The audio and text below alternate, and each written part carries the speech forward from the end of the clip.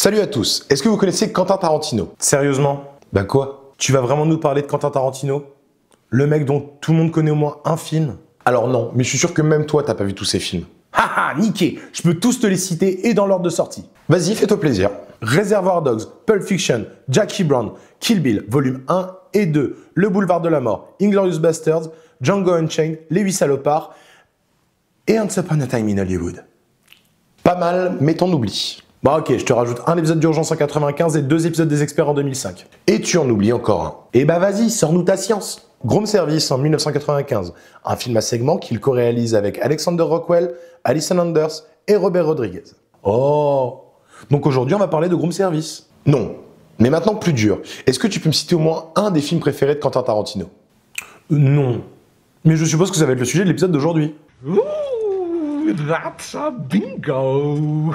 Donc, Génération Rebelle ou Dazed and Confused dans la langue de Donald, Trump ou le canard, c'est à vous de choisir, ou bien encore La tête dans les nuages pour nos cousins québécois. Sorti en 1993, il obtient un statut culte et générationnel, surtout aux États-Unis. Et il connaîtra un regain d'intérêt lorsque Quentin Tarantino le classera 10e sur sa liste des 12 meilleurs films de tous les temps. Ah, c'est pour ça. Évidemment, j'avais pas parlé de Tarantino comme ça sans raison. Et c'était pas du tout pour pouvoir faire un titre putaclic. Chut, ils ne doivent pas connaître nos secrets. Stupide bitch joufflu!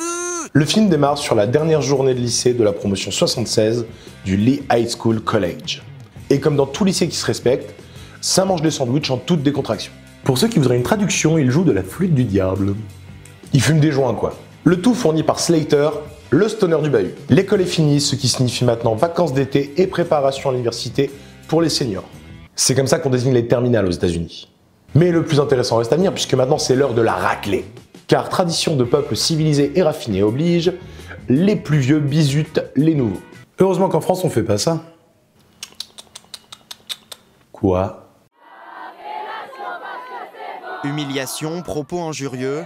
Les 250 élèves infirmiers de première année du CHU de Toulouse ont fait les frais d'un bizutage musclé. J'irai pas à la fac. En vrai j'y suis allé, et par chez nous c'est surtout dans les facs de médecine ou dans les grandes écoles de commerce qu'on retrouve ça. Alors je serai jamais un médecin qui fait du commerce avec les grands. Cette partie, autant pour la fessée à la batte chez les garçons que pour l'humiliation publique chez les filles, dure un bon tiers du film. Bon tiers durant lequel certains bleus essaieront d'échapper à leur châtiment. Les seniors sont menés par O'Banion, dont l'acteur vous dit sûrement quelque chose. Ouais, c'est Ben Affleck, tu peux arrêter de faire du mystère pour rien. Pas de problème, on y reviendra plus tard. Donc O'Banion, qui se fait un plaisir de rougir les fesses des bleus, prend un peu de retard sur son planning lorsqu'une mère sort de chez elle avec un fusil de chasse. Ça, c'est l'Amérique qu'on aime. Mais évidemment, Mitch, le gamin aux cheveux longs, ne lui échappera pas très longtemps. Après que Pink ait mis fin à son châtiment, il l'invite à le rejoindre pour la soirée. Car une fois la finesse et le raffinement de nos sociétés occidentales exprimés de la plus sophistiquée des manières, il est temps de faire la fête. Et celle-ci devait avoir lieu chez Pickford, puisque ses parents devaient partir en week-end. Mais à la suite d'un quiproquo avec le livreur de bière, son père décide de rester. Donc le film va devenir une traînerie nocturne entre la rue, le billard, l'épicerie, où certains bleus, et certaines, auront la chance de participer à la fête avec les plus vieux. Fête qui se termine au pied d'une grande tour lumineuse, puis, pour Pink et ses amis, sur le terrain de foot du lycée. Je vois pas les buts sur leur terrain. Alors c'est normal, parce que oublie pas que pour eux, notre football s'appelle le soccer. Et leur football, ça ressemble plutôt à du rugby pour taureaux sous hormones. La marque des grandes civilisations. Quoi? Bah, c'est un peu des combats de gladiateurs en fait. Si l'on veut, oui. Donc je dis que les États-Unis sont une grande civilisation. Comme les Romains. Ça me fait mal de l'admettre, mais c'est pertinent. En plus, ils ont le même symbole. Et c'est le même symbole que les... Donc, les flics appellent l'entraîneur de football du lycée, puisque Pink joue dans l'équipe. Et qu'aux États-Unis, quand tu fais une connerie, on n'appelle pas tes parents, mais ton entraîneur de football. Il fait un discours plein de morale à son coach, et s'en va dans le soleil levant, accompagné de ses amis, insouciant de l'avenir, et persuadé qu'il sera radieux. Et c'est la fin de Génération Rebelle. C'est moi ou t'as moins raconté le film que d'habitude? Effectivement, mais il n'y a pas beaucoup de choses à dire sur ce qui se passe dans le film en vrai. Par contre, le film nous raconte beaucoup de choses de façon indirecte. Car la réalisation de Linklater, si elle n'est pas virtuose, reste très efficace et bourrée de sous-entendus. Ce qui me laisse penser que le véritable propos du film se cache dans le sous-texte. Oui, je sens que je vais le regretter, mais tu peux nous expliquer le sous-texte? Avec plaisir. Le sous-texte est le contenu d'une œuvre qui n'est pas directement explicité par les personnages ou son auteur. Bah c'était court finalement. Ouais, ça arrive parfois. Tu veux un exemple? Non, ça ira, merci. Bon, d'accord. Jurassic Park est un film sur un parc zoologique rempli de dinosaures et ça va virer au cauchemar. Jusque-là, ça va. Mais il y a deux sous-textes à ce film. Le premier, c'est le débat sur le clonage et sur l'éthique scientifique. Ou plus simplement, si on peut le faire, est-ce qu'on doit le faire? Et le deuxième, c'est celui du créateur dépassé par son œuvre. Et c'est forcément méta, puisque Tonton Spielberg est à l'origine de nombreuses œuvres cinématographiques qui font aujourd'hui partie de la culture mondiale et qui échappent complètement à son contrôle. Comme les dinosaures échappent au contrôle des scientifiques qui les ont créés. Tu peux pas t'empêcher de parler de Jurassic Park. Tout ça pour vous dire que dans Génération Rebelle, ce qui est important, c'est pas l'histoire qu'on nous raconte, mais c'est ce que raconte l'histoire qu'on nous raconte. Le sous-texte, donc. Car derrière l'image d'Épinal d'une Amérique florissante à la sortie du Flower Power, de la guerre du Vietnam et juste avant le second choc pétrolier, le scénariste et réalisateur Richard Linklater nous livre une œuvre avec un sous-texte à peine masqué sur le cycle de la violence banalisée. Et je ne parle pas ici de la violence de la télé ou du cinéma, mais celle du quotidien. Celle qui est institutionnelle, voire même traditionnelle. Et si un jour vous regardez ce film, vous verrez que la violence, qu'elle soit physique, mentale ou verbale, est partout dans cette journée en apparence joyeuse et bon enfant. Et j'entends déjà d'ici arriver les commentaires du style « c'était mieux avant » et « nanani, on n'en est pas mort ». Peut-être. Mais en tout cas, je pense que Richard Linklater est d'accord avec moi. C'était pas mieux avant. Et ce film voit se glisser un peu partout une opposition. Celle de la force contre la pensée.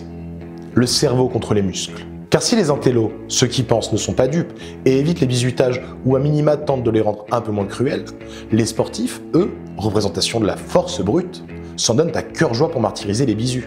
Et j'en veux pour preuve que celui qui mène le bal, celui qui met le plus d'ardeur, c'est O'Banion. O'Banion qui va encore retaper sa terminale parce qu'il a foiré ses examens. Pour la 3e fois. O'Banion interprété donc par Ben Affleck, qui a joué dans Pearl Harbor, Armageddon, Will Hunting, qui a gagné l'Oscar du meilleur film en 2012 avec Argo qu'il a réalisé, et qui est le Batman dans les films de Zack Snyder. Ça va, on connaît. Alors oui, mais est-ce que tu avais remarqué les autres futurs grands noms qu'on retrouve dans ce film? Ah non, effectivement. Déjà, Matthew McConaughey, qui a joué dans quelques petits films. Pour ne citer que Interstellar, Le Loup de Wall Street, ou encore Dallas Buyers Club, qui en 2014 lui vaudra l'Oscar du meilleur comédien. Et si vous préférez les séries, vous pouvez aussi le retrouver dans la première saison de True Detective, que je vous encourage à regarder d'ailleurs. Rory Cochrane qui interprète Slater et qu'on retrouvera ensuite dans Empire Records, un film dont je vous parlerai sûrement un jour, mais aussi dans Scanner Darkly, un autre film de Linklater, et dans Argo de Ben Affleck. C'est fou ce que le monde est petit. Et c'est pas fini. Adam Goldberg, qu'on reverra aussi dans Il faut sauver le soldat Ryan ou dans Zodiac de David Fincher. Et bien sûr, Mila Jovovich, qui commença sa carrière comme mannequin avant de devenir actrice, notamment dans le film Chaplin, avec Robert Downey Jr., et qui rejoindra ensuite le casting de Génération Rebelle. Et si désormais on l'associe à de mauvais films à gros budget, oui, c'est toi que je regarde, Saga Resident Evil. N'oublions jamais qu'elle a interprété Lilou dans Le 5e élément, et que rien que pour ce rôle, elle mérite notre respect. En vérité, tout le monde mérite le respect, sauf les et les nazis. Je te contredirai pas, même si on va sûrement bouffer des patates pendant un moment si tu continues comme ça. Mais ce film n'aurait jamais vu le jour sans Richard Linklater. Et pour tout vous dire, je dois à ce mec une partie de mon amour pour le rock et le cinéma indépendant. En 2004 sort Rock Academy, un film rock donc avec un Jack Black en faux prof remplaçant qui va monter un groupe avec ses élèves afin de remporter un concours de groupe de rock. Et si vous vous posez la question, évidemment que vous devez voir ce film. Et j'en parlerai sûrement dans un prochain épisode. Ça commence à faire beaucoup de films dont tu dois parler là. Ouais, je sais. Et tu parleras aussi sûrement du prochain un jour, je me trompe?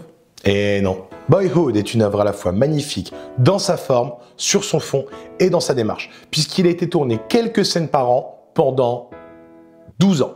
Rien que pour la prouesse, je vous conseille de le voir. Évidemment, le monsieur en a fait encore plein d'autres, comme A Scanner Darkly, la trilogie Sunrise, ou encore Apollo 10,5, qu'on peut trouver sur Netflix et que je n'ai pas encore vu. Waouh, le mec conseille des films qu'il a même pas vus. Trop fort. Donc je ne peux que vous conseiller Génération Rebelle, mais aussi d'aller faire un tour dans la filmographie de Linklater. Et ça vaut d'ailleurs pour tous les cinéastes dont on parle en général, mais aussi pour les musiciens, les auteurs et autrices, et pour les créateurs de jeux vidéo. Car vous vous rendrez souvent compte, sans même le savoir, que ce sont souvent les mêmes personnes qui créent les œuvres qui résonnent en vous. Merci à ceux qui sont restés jusque-là, n'oubliez pas de liker, partager, de vous abonner. On se retrouve bientôt, jusque-là portez-vous bien, c'était Déclassé, l'émission où on parle de films dont tout le monde se fout, sauf moi, et bientôt vous. À la prochaine!